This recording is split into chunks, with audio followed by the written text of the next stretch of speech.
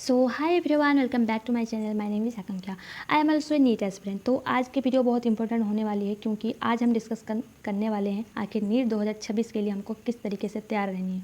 तो हमारा time table क्या होना चाहिए और दिन का शेड्यूल कैसे दिखना चाहिए प्रॉपरली, इसी के ऊपर हम डिस्कशन करेंगे। एंड ये वीडियो बहुत इंपॉर्टेंट होगी, तो एंड तक देखना।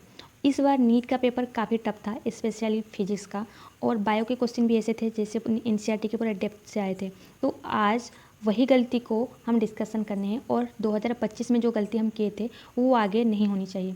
तो इस वीडियो में एक सॉलिड स्ट्रैटेजी बना रखे हैं, क्योंकि मैं भी एक स्टूडेंट हूँ, तो मैं इस चीज़ को आपके साथ शेयर कर रही हूँ। एक proper and practical time table बनाई हूँ, और ये प्लानर लिटरली लास्ट तक हम फॉलो कर सकते हैं। अगर यही स्ट्रैटेजी हम लास्ट तक फॉलो करते हैं तो डेफिनेटली हम अपने डेस्टिनी तक ज़रूर पहुँचेंगे। इस वीडियो के एंड तक आप लोगों को सब समझ आ जाएगा, तो बने रहिए। तो जैसे कि मैं एक स्टूडेंट हूँ और आप भी एक स्टूडेंट हैं, तो आप लोगों को पता है कि हमारी पूरी दिन कैसे जाती है, क्या करते हैं, ये सब हम अभी डिस्कशन करेंगे।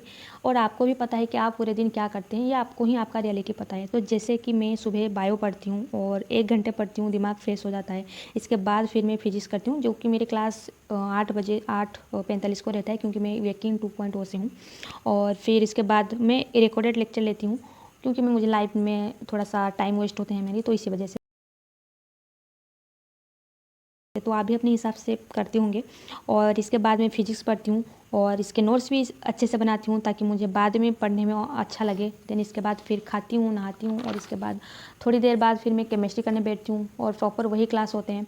देन केमिस्ट्री के नोट्स वगैरह, फिर बायो जो सुबह पढ़ी हूँ एनसीईआरटी को फिर कवर करती हूँ, उसी को भी अच्छे से पढ़ती हूँ। फिर ये करते करते शाम हो जाते हैं, फिर शाम को थोड़ी देर ब्रेक लेती हूँ, और इसके बाद फिर मैं फिर से सॉल्व करने लग जाती हूँ अपनी डीपीपी, क्योंकि ये बहुत ज़रूरी है। जिस दिन का लेक्चर है उस दिन को जैसे हम करते हैं, उस दिन के डीपीपी को भी हम उसी दिन ही ख़त्म करना है, क्योंकि question practice is most important. तो अब आते हैं पॉइंट पे, और ये करते करते हमको बच जाते हैं 7:30 बजे, जो कि फिर मैं इसके बाद ये सब ख़त्म करती हूँ शाम को। तो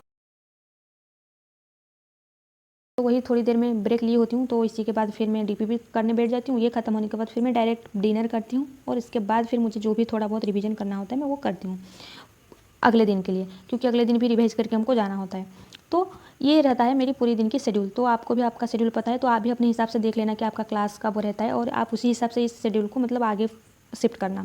ऐसा नहीं कि मैं जब करती हूँ आप भी वही टाइम उसी टाइम पे कर रहे होंगे, क्योंकि क्लास सबके अलग अलग रहते हैं, तो हम किसी का बता नहीं सकते। बस मैं स्ट्रैटेजी बता रही हूँ, आप उसी हिसाब से अपना प्लानर बना लेना, क्योंकि सबके प्लानर सबके पढ़ने के तरीके अलग होते हैं। बस मैं आपको एक ओवरव्यू दे रही हूँ।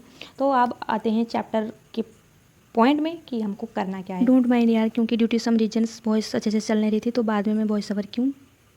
तो इधर बन चुका है हमारा प्लानर नीट 2026 के लिए। तो इधर हम पहला चीज़ अगर देखेंगे, इधर 2 पॉइंट देखेंगे, जो कोई मैं 2 पार्ट में डिवाइड कर चुकी हूँ।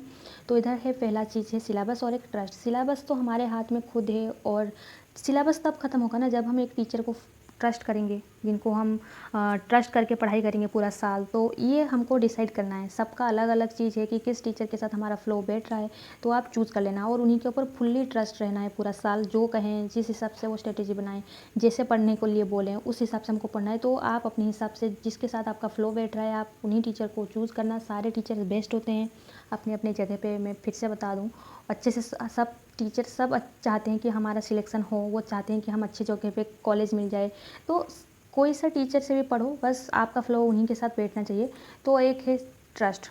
तो ट्रस्ट रहेगा तभी सिलेबस हम कर सकते हैं उन्हीं के साथ। तो ट्रस्ट के नीचे जो और 2 चीज़ आते हैं, वो है एक सेक्रीफाइस और प्रैक्टिस।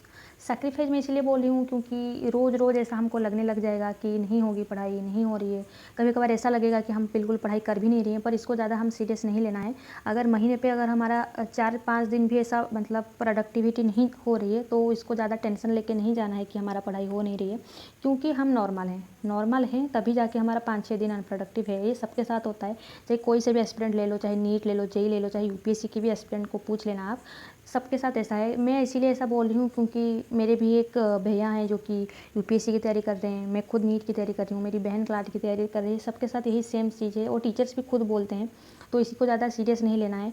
और दूसरा है प्रैक्टिस। तो मतलब रोज़ रोज़ भले ही थोड़ा थोड़ा करें, टीचर्स जो बोलते हैं, चाहे वो पढ़ाई रिलेटेड चीज़ की प्रैक्टिस हो, चाहे हमको कभी कुछ वो बोलते हैं, सजेशन देते हैं, एडवाइस देते हैं, प्रैक्टिस करना है हमको योगा, मेडिटेशन इस टाइप का, तो इस सब चीज़ भी इस प्रैक्टिस में हम इंक्लूड करेंगे। और दूसरा ये जो सिलेबस है ना, तो जब हम टीचर के ऊपर ट्रस्ट करेंगे तभी ना जाके उन्हीं के साथ हम सिलेबस ख़त्म करेंगे और उन्हीं के साथ ही तो लेक्चर लेंगे। तो पहला चीज़ सिलेबस में आ जाता है कि हमको लेक्चर हमको कैसे लेना है। अगर आपके पास पुराने नोट्स हैं तो आप बना भी सकते हैं, नहीं भी बना सकते हैं, ये आपके ऊपर डिपेंड करता है। और ऐसा ये भी मत सोच लेना कि नोट्स बनाना वेस्ट ऑफ टाइम है, ऐसा कुछ है नहीं। नोट्स बनाएंगे तभी ना जाके हम अच्छे से पढ़ सकते हैं प्रोडक्टिविटी के साथ, और यही नोट्स ही आगे काम आएंगे। और अगर किसी के पास नोट्स ऑलरेडी है, वो नहीं चाहता है बनाना, तो आप ऐसा करना, लेक्चर के साथ साथ एक वाइट पेपर ले जाना बैठ के, और जो भी टीचर्स एक्स्ट्रा क्वेश्चन या एक्स्ट्रा पॉइंट बताएं आप उसी में ऐड ऑन करते जाना, तो ये भी मतलब बेस्ट है। और रहा दूसरा नोट्स, जो कि बहुत बहुत ज़रूरी है इस जर्नी में, क्योंकि नोट्स अगर हम अच्छे से बनाएंगे तभी जाके बाद में हमको उसी चीज़ को बार बार पढ़ने की मन करेगी। अगर नोट्स ही आपको बाद में आपके नोट्स आपको ही समझ नहीं आ रहा होगा तो आप क्या करेंगे। नोट्स का मतलब ये नहीं कि हैंड राइटिंग का मैटर करे, ऐसा नहीं। नोट्स का मतलब ये कि आप किस तरीके से अरेंज कर रहे हैं, अरेंजमेंट आपका कैसा है। तो इस टाइप का हमको नोट्स बनाने हैं, जिस टाइप का मतलब टीचर्स भी बताते हैं हमको कि किस टाइप का नोट्स बनाना है, तो आप उसी को भी फॉलो कर सकते हैं। नहीं तो आप अपने हिसाब से नोट्स अरेंज करा सकते हैं। किसी के ऊपर डिपेंड नहीं रहना है नोट्स के लिए, खुद हाथ में लिख के नोट्स बनाना है, जो कि हमको ही बाद में काम में आएगा। इस जर्नी में हम किसी के ऊपर डिपेंड नहीं रहना चाहिए, हमको खुद का नोट्स खुद को बनाना चाहिए। और दूसरा है टेस्ट इसीलिए ज़रूरी है कि पढ़ लेना ज़रूरी नहीं है कि हमेशा पढ़ाई करते करते ही हमारा सिलेक्शन हो जाए, ये मतलब लेक्चर लेते लेते। टेस्ट भी ज़रूरी है कि टेस्ट इसीलिए होता है कि हम कितनी चीज़ हमको याद है नहीं है, ये मैटर करता है फिर बाद में। तो कहाँ पर गलती हो रहा है, कौन सा पॉइंट भूल रहे हैं, ये हमको फिर ये टेस्ट से पता चल जाता है। तो टेस्ट देना ज़रूरी है, चाहे हम शुरू से दें, पार्ट टेस्ट दें, फुल टेस्ट तो जाके मार्च फेब में स्टार्ट होंगे। वो जितने भी पार्ट टेस्ट वीकली हो रहे हैं या 15 डेज़ की गैप में हो रहे हैं, तो इसी को भी हमको अटेंड करना है। और रेगुलर रिवीजन हमको एकदम रेगुलर रखना है, क्योंकि बीच बीच में अगर हम इसी को रिवाइज नहीं करेंगे तो फिर हम उसको भूलते जाएंगे, तो कोई मतलब नहीं रह जाएगा फिर। तो यही चीज़ हमारा कवर हो गया। और मैं अगर इसी में भी बता दूं कि 4 पार्ट में अगर हम इसको डिवाइड करते हैं ना पढ़ाई को, तो पहला जो चीज़ सबसे मैटर करता है ये है सिलेबस ख़त्म नहीं होगा तो फिर एग्ज़ाम भी अच्छा नहीं रहेगा, प्रिपरेशन भी अधूरा रह जाएगा। और तो सिलेबस भी इम्पोर्टेंट हो ख़त्म टाइम पे, जैसे कि 31 जनवरी तक या फेब तक हर जगह से ख़त्म हो जाता है हमारे सिलेबस। चाहे कोई से भी कोचिंग ले लो, कहीं से भी पढ़ रहे होंगे आप, तो 31 जनवरी तक तो ख़त्म हो ही जाते हैं। और इसके बाद है स्टडी मटेरियल, ये फुल्ली आपके ऊपर डिपेंडेंट है, ये ज़्यादा मैटर नहीं करता है। स्टडी मटेरियल तो हम खुद ही, मतलब ये नोट्स ही एक स्टडी मटेरियल है।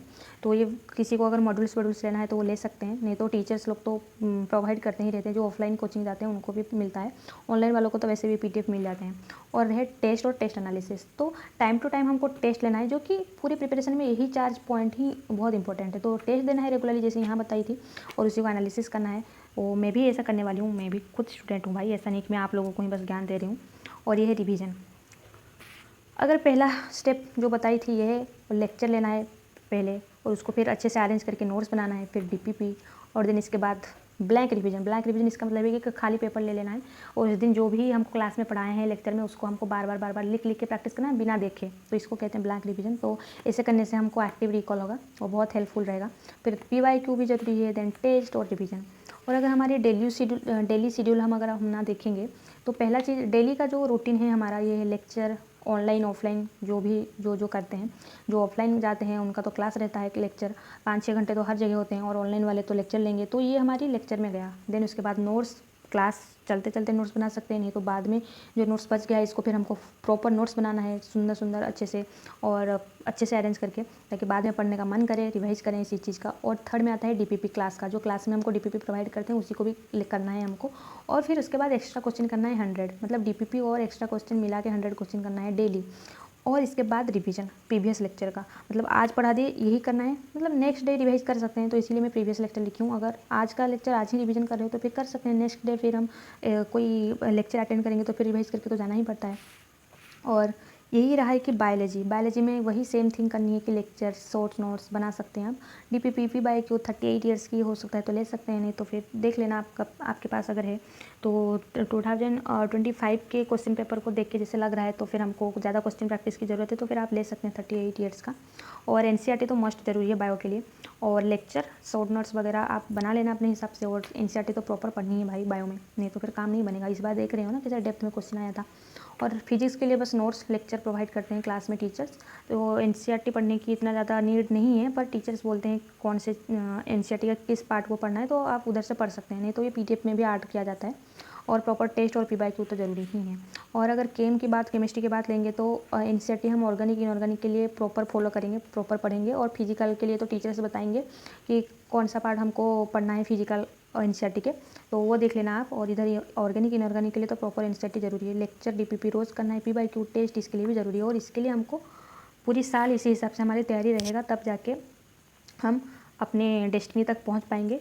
तो आई होप आप लोगों को ये वीडियो अच्छा लगा हो, तो लगा लाइक शेयर एंड सब्सक्राइब कर देना। मिलते हैं एक नेक्स्ट ब्लॉग में। Tata bye.